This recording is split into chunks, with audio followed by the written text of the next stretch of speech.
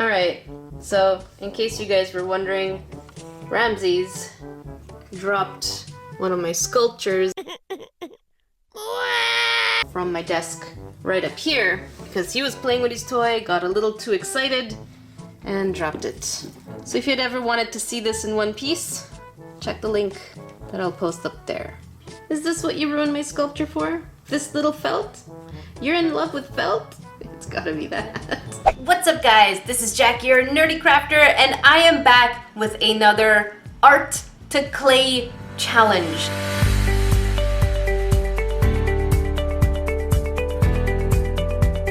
This week I'm working with Kadvok and she drew this for me. I've never done a wolf dog type creature with so much detail, and it's just such an absolutely gorgeous piece. If you want to see the making of this, make sure you check out Kadvok, also Marie. I will leave the links in the iCard. I keep mixing up the iCard section. Where are you? So I'll leave the links in the iCard section.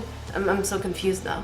And in the description box below. Marie's channel has so many cute creations. I absolutely love her art style. I wish I could handle art materials as well as she does. Throughout the years, we've also become pretty good friends, so definitely check her out. This week's shout out goes to a Romo19 and Minty Hooves. Remember, if you want a shout out in my Friday videos, don't forget to hashtag Nerdification Squad in the comment section below within the first 45 minutes of a video's release, or hashtag Nerdecrafter on Instagram anytime with one of your creations. I'm going to call out the biggest challenge for this sculpture is having to make the bottles. I think I'm going to try a new technique using Sculpey's clear liquid Sculpey, because this is supposed to be extremely clear, so I'm going to try and make bottles out of this. And then the next thing is just going to be making the face of this critter because it is a doggo and I have no experience with doggos. A shout out to One of a Kind Mini World for being one of the sponsors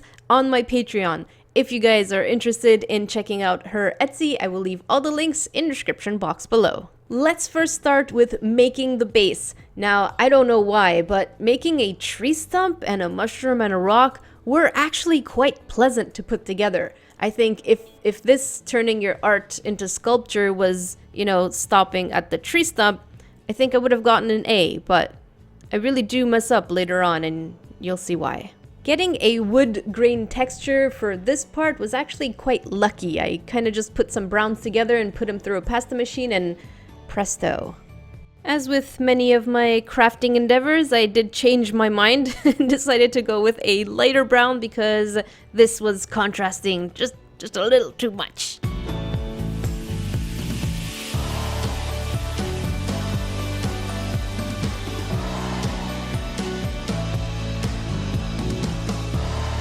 Putting the actual roots of the tree was a bit tedious. That part alone took me about half an hour.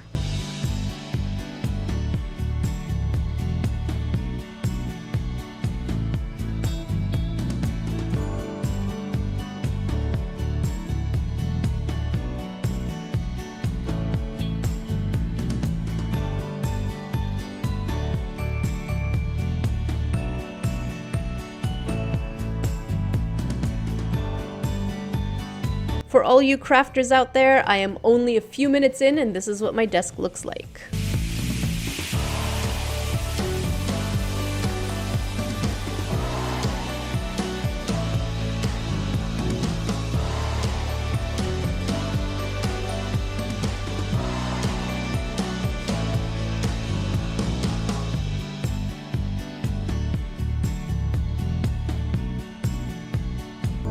To add a little bit more depth on the tree stump and the rock, I shaded them with some chalk pastels.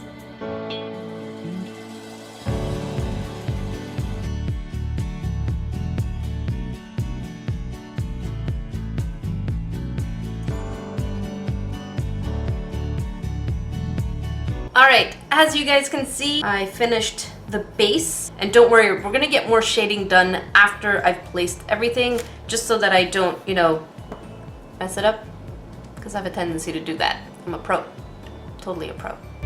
Alright, when it comes to making something 2D into 3D, you have to take in consideration that we have to deal with gravity. So I was so happy making these legs, but baking disagreed with me. It was like, oh, you happy with that?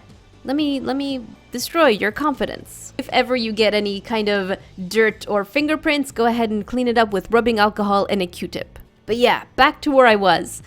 This piece was absolutely adorable as a 2D drawing. Putting it into 3D proved to be quite the challenge.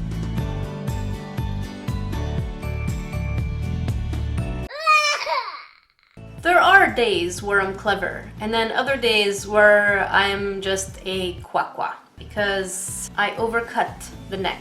Now it's time to try and salvage it. Oh my god, I was just about to bake it too, because I was like, I'm gonna save my progress. So far so good. And then I was like, let me trim off just a little bit of that neck, and I over trimmed it, and now it has no neck. Why?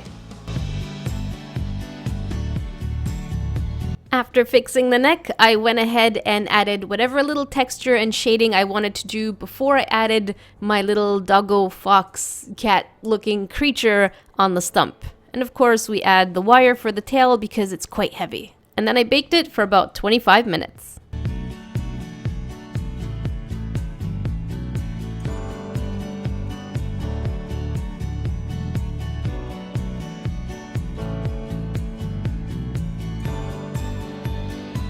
Let's take a tiny break and work on our molds. I pre-baked 2 pieces of clay to kind of look like jars, more or less. I have Mold Maker by Easy Mold. You just have to combine part A and B and then put whatever you want to make a mold of and then set it aside for 20 minutes. I find it does harden much faster than that, so let's get that doing. Wow. English. So we don't really have that much time to work with it. It takes, I would say 5 minutes at most to get your imprint in there. So I'm gonna make it into a ball. I don't know why I'm squinting. It's probably because I should be wearing my glasses, but I'm not. I am the one. All right, so I'm gonna make the shape, put in our little imprinty things. Hopefully it's flexible enough. If not, then we failed it and we'll just go for another method. In case you were wondering, the mold totally failed because it was too narrow, and when I tried to take it out, it cracked. Up until this point, I was really happy with the head. I would have been so glad if the end result had remained this way. Now, of course, what would have changed is the fact that the eyes were a little too small. But you know when you try to fix something and it just gets worse? That's exactly what I did. I wish I hadn't tampered with it so much. I wouldn't have failed as bad as I did near the end.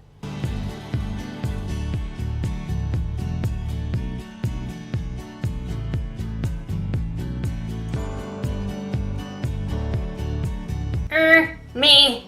Good. So far, so good. Now we're going to bake it for the final time for about half an hour. I'm gonna show you how I did the bottles, so as I'm talking you're gonna see the bottles being made. All I did was just take a piece of colored clay and then wrapped it with translucent clay. Is it going to be good enough? I have no idea. I guess we'll both find out together. So yeah, the final bake is going to be 30 minutes. Let it fully cool down before we start painting it. So now I need you all to pray with me to the baking gods, because I've put foil paper in every little crevice.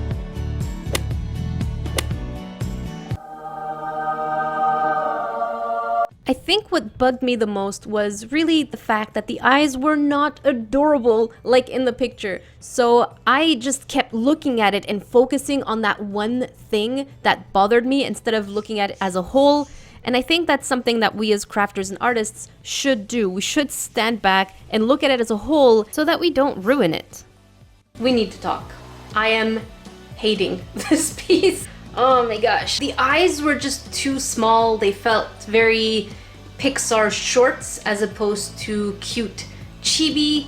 So even though I've painted most of it, I decided to put clay on top of the already painted parts to kind of make the forehead just a little bigger and kind of the nose protrude just a little more.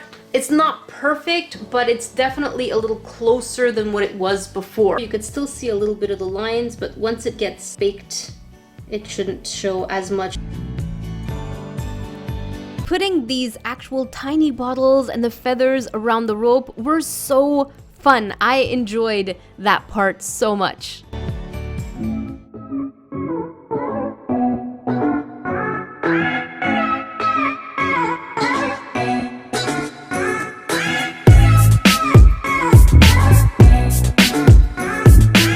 Wow, this has got to be one of the toughest pieces I had to put together because I've never really put a dog type four-legged creature, so I had a hard time with the anatomy. So this is pretty obvious when you look at the picture that was drawn versus mine. First, the snout is kind of short. I didn't expect it to be that short. At first I thought it was pretty long, so then I kind of pushed it in, and then obviously I pushed it in way too much. The leg looks broken. Back leg is just, it's odd because it was higher, but I think when it was baking it went a little lower. Yeah, I would say that those two parts are the ones that bug me the most. So I think overall for my first time doing a dog type creature, I would give myself a C-. So it's not too bad, but I don't entirely fail, at least I hope not. You guys can tell me if I entirely fail or not. You're the judge. Other than that, I am so happy that I went back and reclayed the face because the eyes were just way too small and they looked squinty. But this one here is wider and it looks more chibi and cartoony, so I was able to put the kind of mascara outline kind of thing. My confidence is so down the drain. I made an executive decision to use real feathers instead of clay feathers. Because I have to wrap them around the rope, which I decided to make out of real rope, I was really worried that it would break. So I definitely had to use real feathers. That way I know that they're flexible and I don't have to worry too much. So as I had mentioned in while I was making it. Oh man, I'm tired. As I had mentioned previously, there were so many challenges turning this 2D piece into 3D. It does have a bit of a derpy look if you look right in the center, but if you look at it from the side, it's pretty decent. A huge thank you again to One of a Kind Mini World for being a sponsor to this video through my Patreon. I'll leave all the links in the description box below. If you want to submit your art, I've received so many amazing submissions. I will get to them as quickly as I possibly humanly can. If you want to submit any of your drawings so that I can turn them into clay creations, hashtag Nerdecrafter on Instagram with the caption clay this, or post it on my Facebook or Twitter. I'm looking on there all the time. If you want to see the previous art to sculpture, make sure you click over here, and if you want to watch another video, click all the way down there. Thank you so much for watching, guys. Until then, I will see you in the next video.